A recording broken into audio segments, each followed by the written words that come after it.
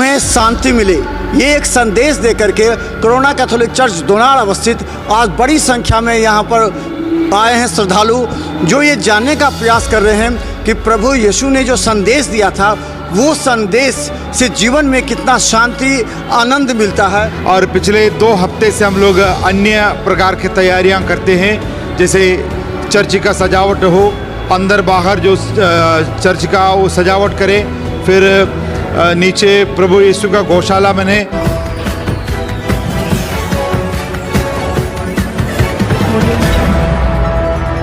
हमने आपको अभी दिखाया जिस तरह एंट्री पॉइंट से लेकर के जो एग्जिट पॉइंट है वहाँ तक किस तरह आज लोगों में खुशी है, तुम्हें शांति मिले, ये एक संदेश देकर के कोरोना कैथोलिक चर्च दोनार अवस्थित आज बड़ी संख्या में यहाँ पर आए हैं श्रद्धालु, जो ये जानने का प्रयास कर रहे हैं कि प्रभु यीशु ने जो संदेश दिया था वो संदेश से जीवन में कितना शांति आनंद मिलता है। और हम बता दें हमारे साथ फादर रॉय हैं, जो पूरे 1 सप्ताह से इस पूरे सिस्टम को आम लोगों के लिए खोल दिया दरवाज़ा।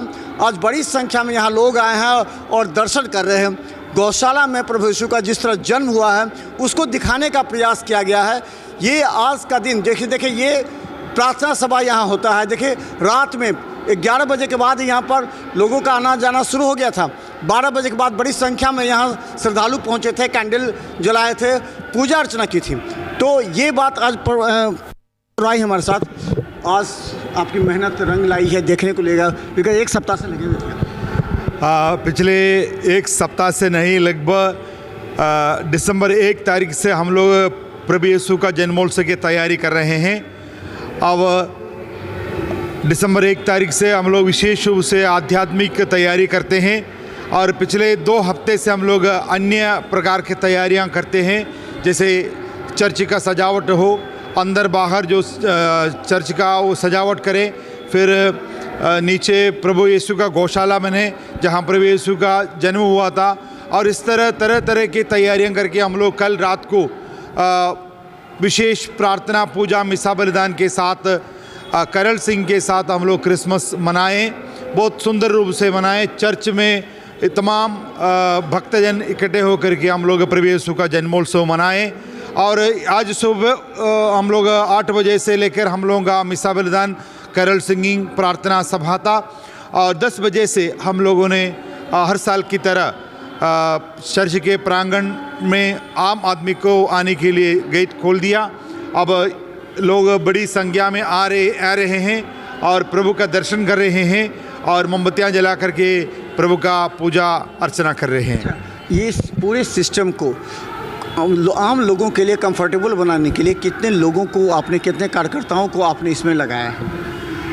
हम लोग ये कार्यक्रम जनता को दर्शन के लिए हम लोग सबसे पहले जिला प्रशासन से मदद मांगे हैं। जिला प्रशासन और पुलिस बल अपने सहयोग से वो हर साल करते हैं, बहुत अच्छे तरह से जिला प्रशासन हम लोगों का सहयोग करते हैं। कल रात से ही पुलिस अपने ड्यूटी इधर शुरू कर दिया। दिन भर पुलिसकर्मी लोग हम लोगों के साथ हैं। साथ ही साथ हम लोगों के दरभंगा पल्ली के सभी सदस्यगण इसमें वॉलंटियर के रूप में काम कर रहे हैं, और वे लोग लगभग 100-150 वॉलंटियर लोग हम लोगों के साथ में हैं और पुलिसकर्मी लोगों को मदद करते हैं, और उनके सहारे से हम लोग सब मिलकर के ये लोगों को आने का और दर्शन करके बाहर जाने का व्यवस्था बनाया है।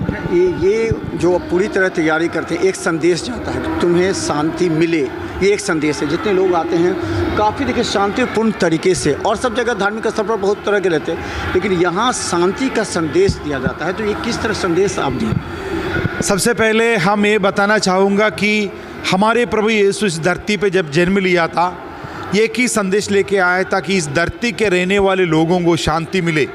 क्योंकि आप लोग जानते हैं हमारे देश में आज भी तरह तरह की बातें हैं, लोग परेशानी में रहते हैं, बीमार हैं, अनाथ हैं, कई तरह के दुख तकलीफ़ें हैं। इस एक स्थिति में ईश्वर ने अपने अवतार इस धरती पे लिया, जन्म लिया और लोगों को शांति का संदेश दिया।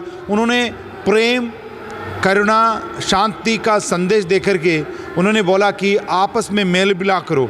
हमारे प्रभु का संदेश ये था कि सर्वप्रथम आप लोग अपने पड़ोसी को प्रेम करो, अपने पड़ोसी से ही आप ईश्वर के पास पहुंच सकते हैं। और हमारे प्रभु ये भी कहा कि अपने पड़ोसी तक नहीं, अपने शत्रुओं को भी प्यार करो, यानी कि हम लोगों के जीवन में कोई शत्रु नहीं होना चाहिए, सब लोग मेल मिलाप में भाईचारे के साथ रहना चाहिए।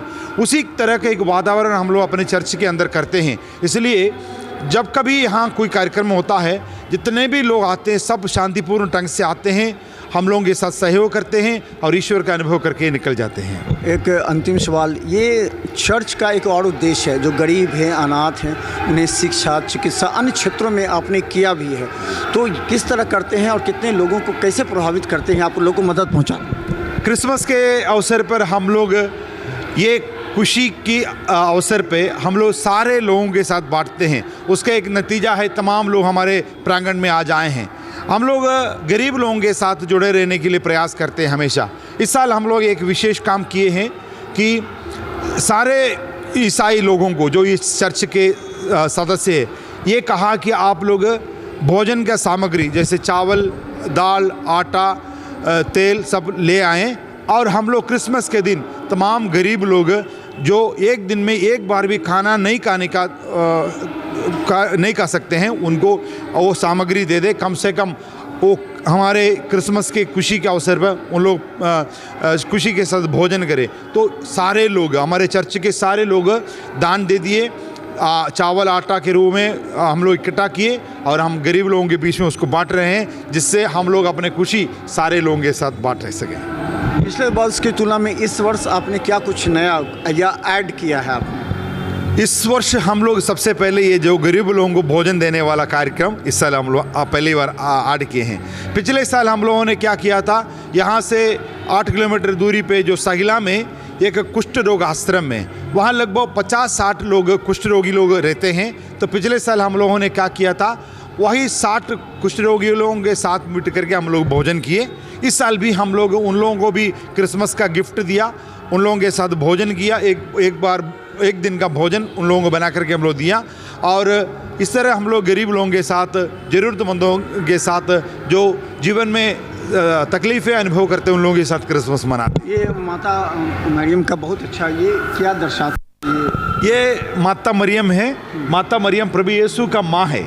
तो माता मरियम, हम लोग हर व्यक्ति अपने जीवन में सबसे ज़्यादा प्यार अपने माँ से करते हैं। तो प्रभु यीशु का माँ हमारे ही माँ है, इस धरती का माँ है, दुनिया के माँ है। तो माँ को हम लोग आदर सम्मान के साथ मानते हैं और माँ मरियम से हम लोग प्रभु यीशु के पास पहुंच जाते हैं। इसलिए माता मरियम को इतने सुंदर रूप से उनका मूर्ति को सजा करके रखते हैं, क्योंकि माता मरियम से ही प्रभु यीशु का जन्म हुआ था। तो देखिए, प्रभु यीशु का जन्म हुआ था, कितना कष्ट में हुआ था। आप पूरी कहानी जानते हैं, किस तरह उन्हें चुभाया गया था। तो जिस तरह गौशाला में उनका जन्म दिखाया गया है, उस जन्म को दिखाने के लिए देखिए इस तरह सजावट है। और ये हैप्पी क्रिसमस, और ये देखिए प्रभु यीशु का जन्म जिस तरह दिखाया गया, कितना आकर्षक है, कितना आकर्षण का केंद्र। और चेहरे पर जो मुस्कुराहट है, यही पूरे विश्व में शांति, सद्भाव और आनंद का प्रतीक माना जाता है। और इसको दर्शाने के लिए फादर राय ने अपने तरीके से पूरा जो चर्च है उसको न सिर्फ सजाया है, बल्कि सभी जगह एक संदेश देने का प्रयास किया है कि लोगों को आपस में भाईचारा, प्रेम होना चाहिए, दुश्मन को भी दुश्मन न समझे, प्यार से उसे अपने साथ लाइए, क्योंकि यही हमारी आज के विश्व में की मांग है। जहां विश्व में बढ़ते आक्रोश, विद्वेष, मारपीट की घटना हो रही है, उसमें प्रभु यीशु का संदेश ही सभी को शांति और आनंद में बनाएगा। तो देखते रहिए बिहार मित्र न्यूज़। यूट्यूब में सब्सक्राइब कीजिए, GTPS सिटी केबल दर्श पर लाखों लोग हमें देख रहे हैं, आप भी जरूर देखें, क्योंकि यही एक संदेश है प्रभु यीशु का।